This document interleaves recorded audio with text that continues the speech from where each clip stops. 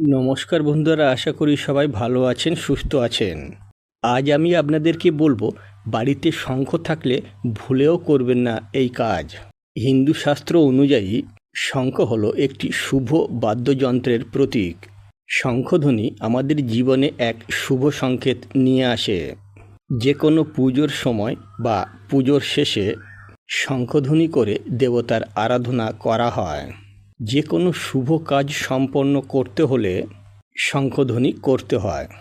তার ফলে ওই শুভ কাজটি খুব ভালোভাবে সম্পন্ন হয়। নিত্য পুজোর সময় সবাই আমরা শঙ্খধ্বনি বাজাই, যাতে শুভ শক্তির প্রভাব বাড়ে আর সমস্ত অশুভ শক্তির বিনাশ ঘটে। শঙ্খধ্বনির প্রভাব সমস্ত খারাপ শক্তির বিনাশ ঘটায় এবং জীবনে শুভ শক্তির প্রতিষ্ঠা করে। এর ফলে জীবন সুখ, শান্তি ও সমৃদ্ধিতে ভরে ওঠে।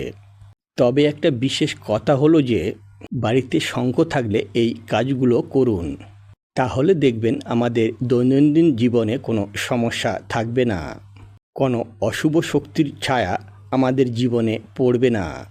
আমাদের জীবন ভরে উঠবে সুখ, শান্তি ও সমৃদ্ধিতে। আর যদি এই কাজগুলো বা নিয়মগুলো যদি মানা না হয়, তাহলে আমাদের জীবনে অশান্তি, দুশ্চিন্তা নামতে বিন্দুমাত্র দেরি হবে না। আজ আমি আপনাদের বলবো যে বাড়িতে শঙ্খ থাকলে কি কি কাজ করতে হয়। বিস্তারিত জানতে ভিডিওটি মনোযোগ সহকারে শেষ পর্যন্ত দেখুন। আর এমনই সব ভিডিও পেতে চ্যানেলটিকে সাবস্ক্রাইব করুন এবং পাশে থাকা বেল আইকনটিকে প্রেস করুন। সমুদ্র মন্থনের সময় সমুদ্র গর্ভ থেকে উঠে এসেছিল শঙ্খ, আর এই শঙ্খ পরে স্থান পেয়েছে দেবতা বিষ্ণুর হাতে। শাস্ত্রে উল্লেখিত আছে যে চন্দ্রদেব, সূর্যদেব এবং বরুণদেব শঙ্খের একদম শেষ ভাগে অবস্থান করেন। মধ্যভাগে থাকেন প্রজাপতি ব্রহ্মা এবং বাকি অংশে অবস্থান করেন গঙ্গা ও মা সরস্বতী। তাই বাড়িতে শঙ্খ থাকলে এতজন দেবদেবীর আশীর্বাদ সব সময় পরিবারের উপরে থাকে। শুধু তাই নয়, আধুনিক চিকিৎসা বিজ্ঞান পর্যন্ত বলেছে নিয়মিত বাড়িতে শঙ্খ বাজানোর ফলে শঙ্খধ্বনির প্রভাবে অনেক খারাপ ব্যাকটেরিয়ার বিনাশ হয়, ফলে রোগের সম্ভাবনা আর থাকে না। আসুন তাহলে জেনে নেওয়া যাক কোন কাজগুলো করলে এই ভালো ফলগুলো পাওয়া যাবে। নাম্বার 1, পুজোর কাজে 2 ধরনের শঙ্খ লাগে। একটা দিয়ে পুজোর জল নিবেদন করা হয় আর আরেকটা বাজানো হয়। যে শঙ্খ বাজানো হয় তা দিয়ে কখনো পুজোর কাজ করা হয় না, কারণ যে শঙ্খ বাজানো হয় তা আমাদের মুখের সংস্পর্শে এসে অশুদ্ধ হয়ে যায়। আর পুজোর কাজে সবসময় শুদ্ধ জিনিস ব্যবহার করাই উচিত। তাই পুজোর জন্য আলাদা শঙ্খ এবং বাজানোর জন্য আলাদা শঙ্খ ব্যবহার করা উচিত। নাম্বার 2, প্রত্যেকদিন ভোরে স্নান সেরে নিত্য পূজার জন্য ঠাকুরঘরের দরজা খোলার পূর্বে শঙ্খ বাজিয়ে দরজা খোলা উচিত। প্রায় 3 বার শঙ্খ বাজানো উচিত।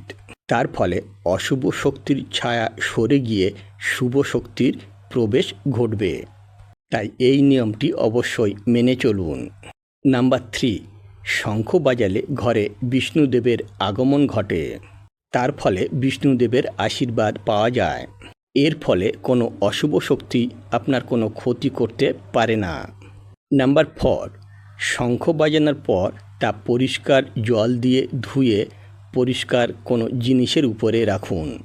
কোনো নোংরা স্থানে শঙ্খ রাখবেন না, কারণ এই প্রাকৃতিক জিনিসটি বিষ্ণুদেবের হাতে শোভা পায়।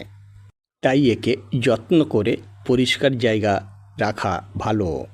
নাম্বার 5, বাড়িতে ভুলেও শঙ্খনি রাখবেন না। শঙ্খ 2 প্রকারের হয়। 1 হলো পুরুষ শঙ্খ, 2 হলো মেয়ে শঙ্খ। শঙ্খনি বাড়িতে থাকলে অশুভ শক্তির প্রভাব বাড়ার সঙ্গে সঙ্গে দেবতাগণের আশীর্বাদ থেকেও বঞ্চিত হতে হয়। তাই ভুল করেও বাড়িতে শঙ্খনি কখনোই রাখবেন না।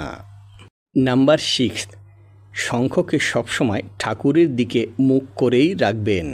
ফলে দেবতাদের আশীর্বাদ থেকে আপনাদের পরিবার কখনোই বঞ্চিত হবে না। শঙ্খ দ্বারা কখনোই শিবলিঙ্গের উপর জল ঢালবেন না, কারণ এমনটি করলে সংসারে নেমে আসবে চরম দুঃখ দুর্দশা। এছাড়াও ঠাকুর ঘরে ব্যবহৃত দুটো শঙ্খ একসাথে রাখবেন না। তো বন্ধুরা, এই ছিল আমার আজকের ভিডিওটি ভালো লেগে থাকলে অবশ্যই একটা লাইক করে দেবেন, আর হেল্পফুল বলে মনে হলে ফ্রেন্ডস ফ্যামিলির সাথে শেয়ার করার অনুরোধ রইল। সবাই খুব ভালো থাকবেন, সুস্থ থাকবেন। দেখা হচ্ছে আবার আগামী পর্বে।